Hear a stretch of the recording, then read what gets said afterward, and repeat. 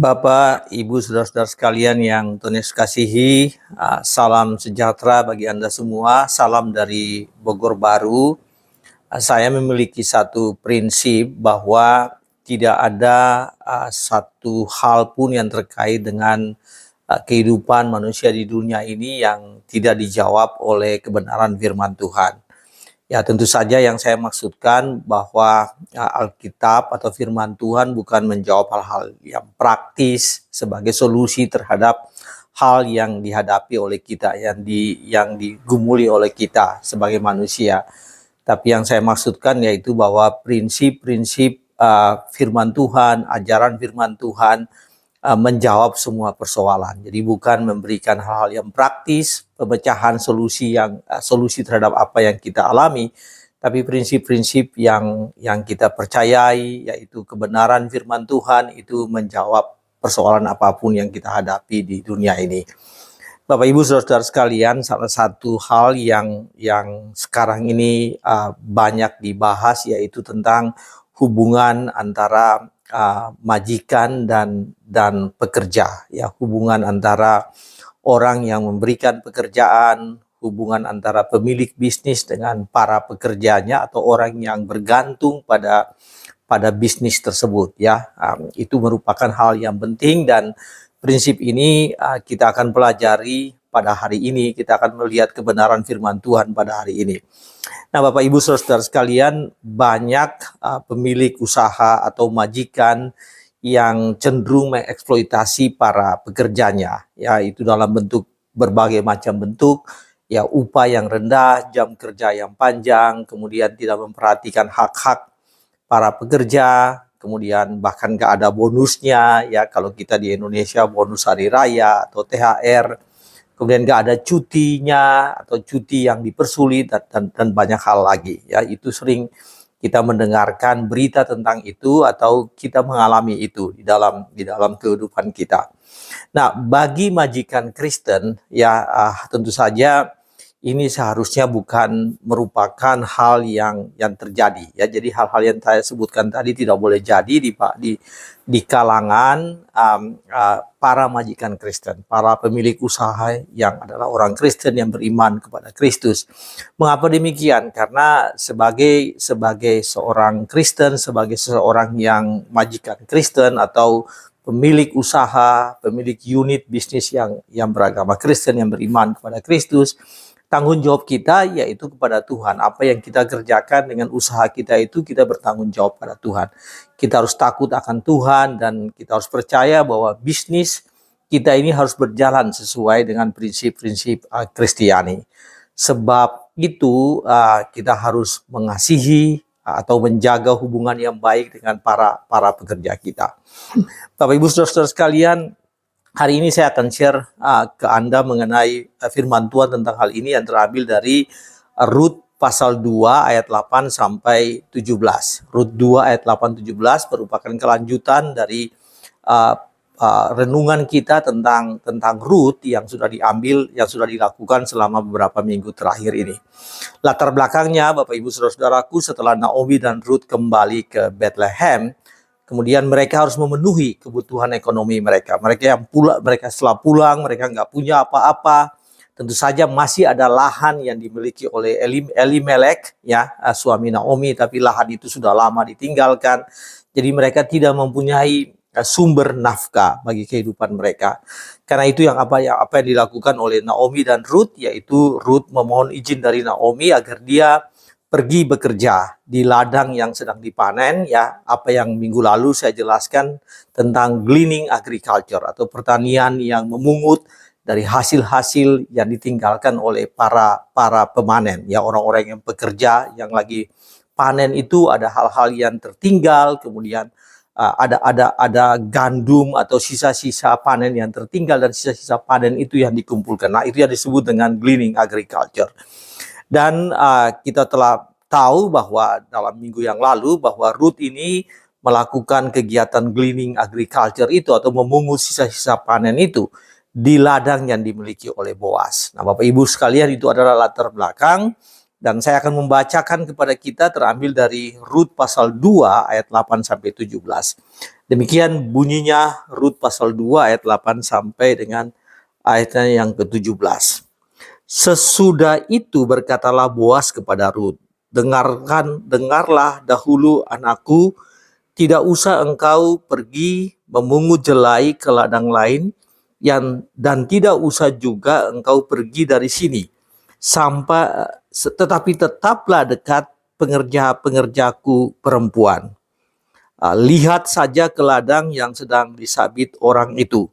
Ikutilah perempuan-perempuan itu dari belakang, sebab aku telah memesan kepada pengerja-pengerja lelaki, jangan mengganggu engkau. Jika engkau haus, pergilah ke tempayan-tempayan dan minumlah air yang dicedok oleh pengerja-pengerja itu. Lalu sujudlah Rut, menyembah dengan mukanya sampai ke tanah dan berkata kepadanya, mengapakah aku mendapat belas kasihan daripadamu sehingga Tuhan memperhatikan aku, padahal aku ini seorang asing?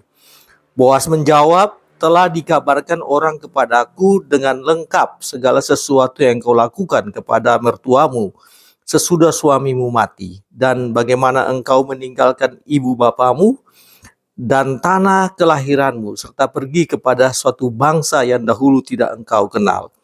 Tuhan kiranya membalas perbuatanmu itu, dan kepadamu kiranya dikaruniakan upahmu sepenuhnya oleh Tuhan, Allah Israel, yang di bawah sayapnya engkau datang berlindung. Kemudian berkatalah Rut, memang aku mendapat belas kasihan daripadamu, ya Tuanku, sebab Tuhan telah menghiburkan aku dan telah menenangkan hati hambamu ini, walaupun aku tidak sama seperti salah seorang hamba-hambamu perempuan. Ketika sudah waktu makan, berkatalah Boas kepadanya, datanglah kemari, makanlah roti ini dan celupkanlah suapmu ke dalam cuka ini. Lalu duduklah ia di sisi penyabit-penyabit itu, dan Boas menunjukkan bertih gandum kepadanya. Makanlah Rut sampai kenyang, bahkan ada sisanya. Setelah ia bangun untuk memungut pula, maka Boas memerintahkan kepada pengerja-pengerjanya, dari antara berkas-berkas itu pun ia boleh memungut, janganlah ia diganggu. Bahkan haruslah kamu dengan sengaja menarik sedikit-sedikit dari onggokan jelai itu untuk dia dan meninggalkannya, supaya dipungutnya janganlah berlaku kasar terhadap dia. Maka ia memungut di ladang sampai petang, lalu mengirik yang dipungutnya itu, dan ada kira-kira seeva jelai banyaknya. Bapak Ibu, itu cerita dari perikop tadi, Rut pasal 2 ayat 8 sampai 17, yang menjelaskan bagaimana Boas memberi kesempatan kepada Rut untuk memanen, untuk ikut dalam melakukan yang disebut gleaning itu di ladang yang dimiliki oleh Boas. Ada 3 hal yang bisa kita pelajari dari perikop yang barusan kita baca ini, yaitu Boas sebagai pemilik dari bisnis ini, agribisnis ini atau bisnis pertanian ini. Boas sebagai pemiliknya memproteksi, melindungi atau memproteksi pekerjanya, termasuk orang yang mencari makan di tempatnya, yaitu tentu saja Rut dan perempuan-perempuan lain. Boas melindungi mereka dari kekerasan, dari hal-hal yang negatif yang mungkin saja terjadi dengan diri mereka. Tentu saja dalam kasus kita ini dengan diri Rut. Bapak Ibu Saudara sekalian, ayat 8 mengatakan bahwa Boas menyapa Rut dengan ungkapan yang sangat baik, yaitu dia katakan anakku. Jadi dia menyapa Rut dengan sapaan itu, anakku, jangan engkau pergi ke tempat lain, tapi baiklah engkau di sini saja, di ladang miliknya saja. Kemudian ayat 9, Boas mengatakan bahwa mengingatkan kepada pekerja-pekerja lelakinya untuk tidak boleh mengganggu Rut. Jadi Rut tidak boleh diganggu ketika melakukan pekerjaan itu, memungut dari sisa-sisa panen itu tidak boleh diganggu. Kemudian juga ayat 15 mengatakan itu, bahwa tidak boleh diganggu, janganlah ia diganggu, kata Boas demikian kepada pekerja-pekerja laki-lakinya. Kemudian juga dikatakan dalam ayat 16, janganlah berlaku kasar terhadap dia. Nah, saudara-saudara sekalian, Ruth merasa sangat nyaman bekerja di tempat Boas ini, ya, atau mencari nafkah, mencari makan di tempat Boas ini. Kemudian Ruth berkata bahwa aku telah mendapat belas kasihan. Ayat 10 mengatakan, sujudlah Ruth menyembah dengan mukanya sampai ke tanah dan berkata kepada Boas, mengapakah aku mendapat belas kasihan daripadamu sehingga Tuhan memperhatikan aku, padahal aku ini seorang asing. Jadi itulah perasaan Ruth, ya, dia merasa bahwa dia sangat diperhatikan, merasa nyaman karena memang Boas memberikan itu, ya. Boas mengatakan bahwa tidak boleh diganggu, ya, kemudian dijaga, tidak boleh kasar terhadap dia, jangan berlaku kasar terhadap dia. Dan pesan itu disampaikan Boas kepada para pekerja laki-laki. Nah, Bapak Ibu Saudara sekalian, itulah tanggung jawab dari seorang yang memiliki bisnis, seorang yang memiliki usaha, kemudian ada pekerja-pekerja di tempat di bisnisnya itu, dan mereka dilindungi. Merupakan satu kewajiban, ya, terutama kita sebagai orang-orang Kristen ketika memiliki seperti itu, bisnis seperti itu, pekerjaan seperti itu, maka harus memberikan perlindungan kepada mereka yang bekerja dengan kita. Saudara-saudara sekalian, prinsip tentang bagaimana seorang pemimpin harus memproteksi bawahannya, seorang guru harus memperhatikan pengikutnya, seorang pemimpin harus memperhatikan orang-orang followernya yang dipimpinnya. Ini prinsip yang sangat penting, dan Tuhan Yesus juga melakukan hal itu. Dalam doa Yesus kepada Bapa di sorga, ya, ini pada masa-masa sengsara ketika Yesus akan disalibkan, Yesus berdoa di dalam Yohanes 17, dikatakan Yesus berdoa agar supaya murid-muridnya itu dijaga oleh Tuhan, diproteksi oleh Tuhan, oleh Bapa di sorga. Saudara, saya ingin membaca ayat itu terambil dari Yohanes pasal 17, ayatnya yang ke-11, yang berbunyi demikian. Dan aku tidak ada lagi di dalam dunia ini. Yesus berdoa kepada Bapa di sorga. Yesus mengatakan, aku tidak ada lagi di dalam dunia, tetapi mereka masih ada di dalam dunia. Mereka ini adalah murid-murid Tuhan Yesus. Mereka masih ada di dalam dunia, tetapi mereka masih ada di dalam dunia, dan aku datang kepadamu ya Bapa, memohon Bapa yang kudus agar engkau peliharalah mereka dalam namamu. Agar engkau peliharalah mereka dalam namamu. Saudara, saya ingin di dalam Alkitab terjemahan yang lain, yang banyak, yang umum yang kita ketahui, kata peliharalah mereka dalam namamu ini artinya lindungilah mereka, proteksilah mereka dalam namamu. Bapak Ibu Saudara sekalian, dari penjelasan firman Tuhan ini, apa yang bisa kita pelajari? Yang bisa kita pelajari yaitu bahwa Anda harus melindungi orang-orang yang bekerja dengan Anda, yang bekerja kepada Anda, atau yang bergantung pada Anda di dalam berbagai hal. Mungkin dia itu adalah bawahan Anda, mungkin dia adalah supir Anda, mungkin dia adalah pembantu rumah tangga Anda, mungkin dia adalah karyawan yang ada di tempatmu berusaha atau tempat Anda mau bekerja, bawahan Anda. Mereka harus dilindungi, diproteksi. Ya, saya menggunakan kata protect, diprotek, dilindungi, dijaga agar mereka aman dan nyaman dan bisa mencari nafkah dengan baik. Bapak Ibu, mengapa Anda lakukan itu sebagai seorang majikan Kristen? Mengapa Anda melakukan itu? Anda lakukan itu karena Anda menjadi saksi. Di tengah-tengah pekerjaanmu Anda menjadi saksi, dan bisnis Anda atau usaha Anda itu diberikan oleh Tuhan, dan karena itu Anda menjadi saksi menggunakan semua itu, apa yang bisnis yang dipercayakan kepada Anda oleh Tuhan itu, di sana Anda menjadi saksi. Menjadi saksi di tengah-tengah, menjadi saluran berkat di tengah-tengah orang-orang yang bekerja kepada Anda. Nah, Bapak Ibu Saudara-saudaraku, itu hal yang pertama. Jadi hal yang pertama adalah proteksi. Hal yang kedua yang bisa kita pelajari dari perikop ini, Rut pasal 2 ayat 8 sampai 17, yaitu bahwa kalau tadi proteksi yang pertama, maka yang kedua adalah bahwa seorang majikan Kristiani harus memperhatikan dan memberi makan kepada bawahannya secara cukup, ya. Jadi ini disebut dengan provide, ya, memberi makan, menyediakan makanan, memberikan nafkah secara baik, secara cukup kepada orang-orang yang bekerja dengannya.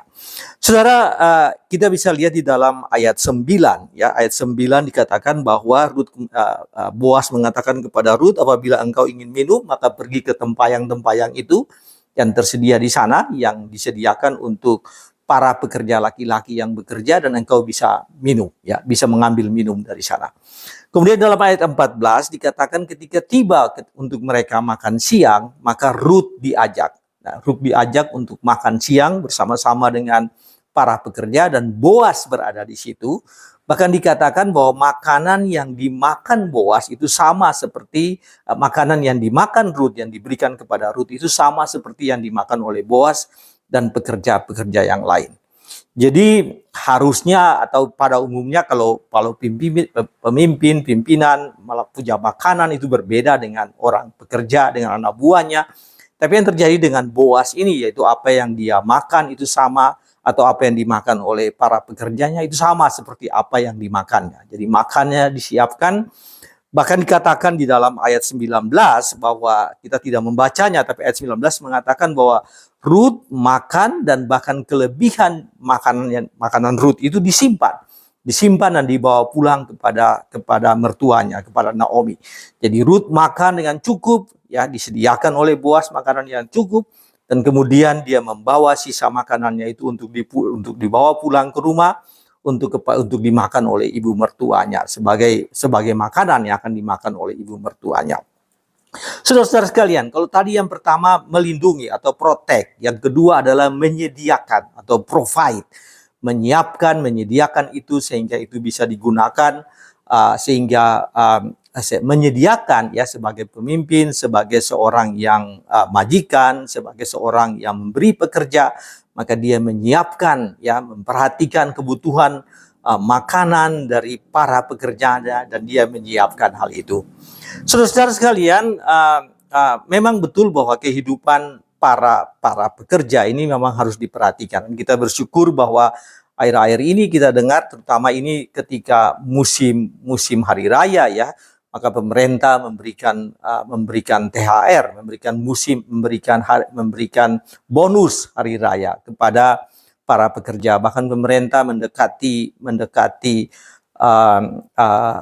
para majikan yang memiliki usaha online, ya, dan supaya para pekerja pengantar, ya, deliverer, ya, yang memberikan ini dalam bentuk motor atau ojek online itu semuanya mendapatkan disebut dengan bonus THR. Itu adalah bentuk dari bagaimana gambaran mengenai bagaimana pemerintah memperhatikan itu, pekerja atau pemimpin memperhatikan kebutuhan yang harus dipenuhi, ya, di mana para pekerja harus memenuhi hal itu,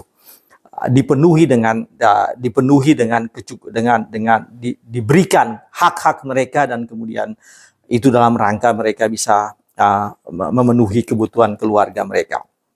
Saudara sekalian, apa yang bisa kita pelajari dari bagian kedua ini? Kalau tadi yang pertama protect atau melindungi, maka yang kedua ini provide atau menyiapkan, menyediakan. Apa yang bisa kita pelajari? Yang bisa kita pelajari yaitu bahwa Anda harus memperhatikan kebutuhan finansial, kebutuhan yang orang-orang yang bekerja denganmu, ya. Jadi bentuk-bentuk yang bisa kita perhatikan bahwa jangan terlambat kita memberikan gaji, jangan menahan gaji. Kalau memang harus memberikan bonus karena sesuai dengan kebijakan, maka Anda harus memberikan hal itu, dan Anda harus menyapa mereka, harus menyiapkan, memperlakukan para karyawan, anak-anak buah yang bekerja dengan Anda, orang-orang yang bekerja dengan Anda ini sebagai bagian penting dari bisnis Anda, ya, seperti Boas yang bahkan makan bersama-sama dengan mereka, dan bahkan makan makanan yang sama. Nah, mengapa Anda melakukan ini? Karena Anda, seperti tadi saya sampaikan, Anda menjadi saksi, memberikan kesaksian sebagai orang-orang yang diberkati oleh Tuhan, ya, dan menyalurkan berkat itu kepada orang-orang yang bekerja dengan Anda. Kepada orang-orang yang bergantung pada Anda. Nah, Anda mengasihi mereka karena Anda terlebih dahulu telah dikasihi oleh Allah. Lebih dahulu dikasihi oleh Tuhan Yesus. Sehingga berkat yang Anda terima itu, Anda wujudkan itu dalam bentuk memperhatikan orang-orang lain. Orang yang bergantung pada Anda, orang yang bekerja bersama dengan Anda. Bapak Ibu sekalian, pertama adalah protect, yang kedua adalah provide. Dan yang ketiga, kita bisa pelajari dari perikop ini, Rut pasal 2 ayat 8-17, yaitu apa yang disebut dengan doa atau meminta berkat, atau boleh saya sebut dengan pray atau berdoa. Jadi ada 3P di sini, prinsip 3P. Yang pertama yaitu protect, yang kedua adalah provide, dan yang ketiga adalah pray atau berdoa atau mendoakan orang-orang yang bekerja bersama dengan Anda, orang-orang yang merupakan tanggung jawab Anda, orang-orang yang merupakan bagian dari bisnis atau usaha Anda. Mereka adalah harus dilindungi, harus diberikan hak-haknya, dan yang ketiga mereka juga harus didoakan. Saudara sekalian, kita bisa lihat kebenaran itu dari ayat 11. Ayat 11 mengatakan bahwa sejarah dari kehidupan, latar belakang dari kehidupan Rut ini sudah diketahui oleh Boas. Jadi apa yang terjadi dengan Rut diketahui dengan baik oleh Boas. Saya akan membaca ayat itu. Ayat 11 mengatakan demikian. Boas menjawab, telah dikabarkan orang kepadaku dengan lengkap segala sesuatu yang engkau lakukan kepada mertuamu sesudah suamimu mati, dan bagaimana engkau meninggalkan ibu bapamu dan tanah kelahiranmu, serta pergi kepada suatu bangsa yang dahulu tidak engkau kenal. Tuhan kiranya, ini bentuk dari blessing, dari request for blessing atau berdoa yang disampaikan oleh Boas, yang disampaikan Boas kepada Bapa tentang Rut, ya. Jadi kepada Bapa di sorga tentu saja. Apa yang dikatakan Boas? Tuhan kiranya membalas perbuatanmu itu, dan kepadamu kiranya dikaruniakan upahmu sepenuhnya oleh Tuhan. Allah Israel, yang di bawah sayapnya engkau datang berlindung. Jadi Boas tahu apa yang dilakukan oleh sejarah kehidupan Rut, apa yang telah dilakukan oleh Rut sejak di tanah Moab, kemudian memutuskan untuk pulang bersama Naomi ke Bethlehem, apa yang dilakukan terhadap mertuanya, apa yang dilakukan terhadap suaminya, semuanya Boas telah mengetahui itu. Dan karena itu Boas memohon berkat agar Bapa di sorga memberkati Rut. Boas mengatakan, Tuhan kiranya membalas perbuatanmu itu, dan kepadamu kiranya dikaruniakan upahmu sepenuhnya oleh Tuhan. Siapakah Tuhan itu? Allah Israel, yang di bawah sayapnya engkau datang berlindung. Jadi Rut datang ke Bethlehem bersama Naomi itu dengan ketergantungan pada Bapa di sorga, ketergantungan pada Allah. Di bawah sayapnya itu, ya, keluarga ini, Naomi dan Rut ini berlindung. Dan Boas menyampaikan doa itu, menyampaikan bahwa meminta agar Rut diberkati. Satu doa, satu prayer yang meminta agar Rut diberkati. Saudara-saudara sekalian, permohonan yang sama ini, ya, tentang majikan dan hamba ini, permohonan yang sama dilakukan oleh Paulus kepada Filemon, ya. Jadi surat dari Rasul Paulus ke Filemon, Paulus meminta agar Onesimus ini adalah hamba yang hamba dari Filemon yang dipenjarakan bersama-sama dengan Paulus. Dan kemudian setelah selesai, dia sudah selesai hukumannya, dia kembali ke Filemon, Onesimus balik ke Filemon, dan Paulus menyampaikan, mohon agar supaya Onesimus diterima, bukan lagi sebagai hamba, tetapi sebagai rekan sekerja, dan apa yang merupakan hutang piutang dibereskan oleh Paulus, apa yang menjadi hal yang harus ditebus atas nama Onesimus ini, Paulus siap untuk melakukan hal itu. Permohonan atau doa dari Paulus agar supaya Onesimus ini diterima oleh Filemon dan dia menjadi rekan sekerja dalam kehidupan atau pelayanan Filemon. Bapak Ibu Saudara sekalian, Apa ini artinya bagi kita? Jadi pertama saya ingin ulangi, pertama adalah protect, yang kedua adalah provide, dan yang ketiga adalah prayer atau berdoa. Anda harus berdoa agar Tuhan memberkati juga orang-orang yang bekerja dengan Anda. Ya, Anda agar usaha Anda itu, bisnis Anda itu bisa maju, apakah itu satu bisnis yang besar, ataukah itu UKM, apakah itu dalam bidang pertanian, atau hal-hal yang terkait dengan usaha-usaha mikro yang menyangkut mempekerjakan orang lain. Ya, maka Anda harus berdoa agar supaya bisnis Anda ini berkembang dan orang-orang yang bekerja dengan Anda ini diberkati. Jadi pada hari ini kita belajar tentang prinsip ini, prinsip yang terjadi di tengah-tengah kita, di mana ada banyak orang yang bergantung pada orang lain, dan apabila Anda adalah seorang yang menjadi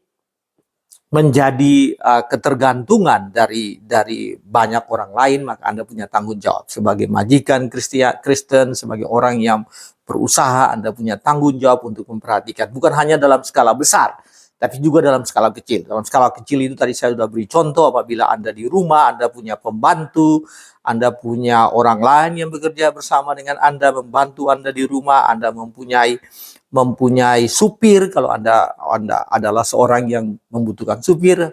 Orang-orang seperti itu yang bergantung pada Anda harus memperhatikan mereka.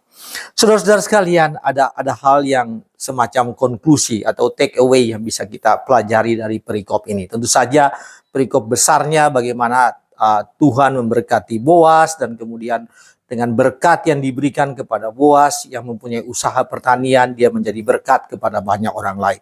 Dalam konteks kita, dia menjadi berkat kepada Ruth dan Naomi dan keluarga yang tidak punya apa-apa ini. Ya, ini dua orang, ibu mertua dan anak menantu perempuan yang tidak punya apa-apa ini menjadi secure, menjadi aman karena bergantung pada usaha yang dilakukan oleh Boas.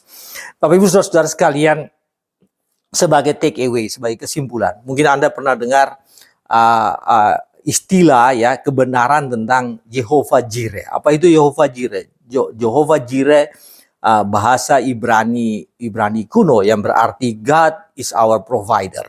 Bahwa Tuhan adalah yang menyediakan, ya, yang memenuhi kebutuhan kita, yang menyediakan apa yang kita perlukan. God is our provider. Nah, tentu saja apabila kita kita yang menjalani kehidupan ini, kalau Anda punya bisnis, Anda punya usaha, Anda punya sesuatu yang Anda jalankan sebagai mata pencarian, sebagai profesi Anda, dan itu memperkerjakan banyak orang, ingat bahwa bisnismu ini berkembang hanya semata-mata karena Tuhan. Bisnismu bisa berjalan hanya semata-mata karena Tuhan. Karena Tuhan memberikan itu. God is our provider. Tuhan adalah yang menyediakan itu bagi kita. Namun apabila Anda sebagai seorang yang bekerja, bergantung pada orang lain, bekerja di bisnis yang dimiliki orang lain, ingat bahwa melalui mereka Tuhan menyediakan itu, menyediakan kebutuhanmu, untuk kamu memenuhi kebutuhanmu dari orang-orang yang bekerja, dari orang-orang yang memberikan kamu pekerjaan. Jadi prinsip Jehovah Jireh ini sangat penting. God is our provider. Tuhan adalah yang menyediakan. Nah, kita sering sebut seperti itu. Kita sering mengatakan Tuhanlah yang menyediakan. Pada hari ini kita belajar bagaimana Tuhan menyediakan itu secara langsung bagi kita yang memiliki usaha, memiliki bisnis, memiliki hal yang dicukupi dengan kebutuhan kita, dan kita menjadi saluran berkat. Tetapi secara tidak langsung juga Tuhan menyiapkan berkat-berkat itu agar kita menjadi saluran berkat kepada orang lain. Bagi Anda yang bergantung pada Tuhan, percaya bahwa Tuhan adalah yang menyiapkan, yang menyediakan. Tuhan Jehovah Jireh, Tuhan yang menyediakan segala kebutuhan kita. Mulai dari hari ini bergantung pada Tuhan. Baik Anda sebagai pekerja maupun Anda sebagai pemilik pekerjaan, Anda harus bergantung pada Tuhan dalam kehidupanmu. Dan itu semua digunakan sebagai saluran berkat dan media, ya, cara untuk kita memuliakan nama Tuhan. Tuhan kiranya berkati saudara dengan firman Tuhan ini. Amin.